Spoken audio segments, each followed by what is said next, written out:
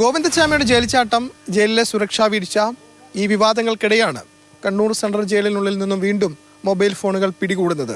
കഴിഞ്ഞ വെള്ളിയാഴ്ച jail DIG കണ്ണൂരിലെത്തി പരിശോധനയ്ക്ക് നേതൃത്വം നൽകി. അങ്ങനെ പരിശോധിച്ചപ്പോഴാണ് 3 കീപാഡ് ഫോണുകൾ ലഭിച്ചത്. ഇതിലൊരെണ്ണം വാട്ടർ ടാങ്കിനടിയിലായിരുന്നു, മറ്റ് 2 എണ്ണം കല്ലുകൾക്കിടയിൽ ഒളിപ്പിച്ചു വെച്ച നിലയിലുമാണ്.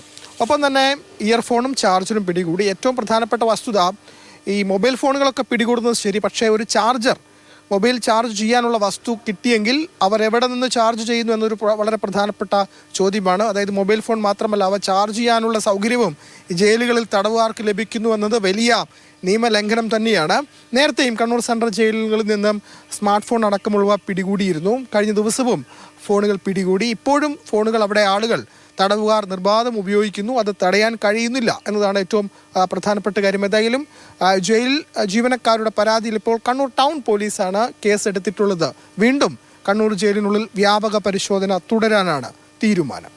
കണ്ണൂരിൽ നിന്നും ഫെലിക്സ്, മാതൃഭൂമി ന്യൂസ്.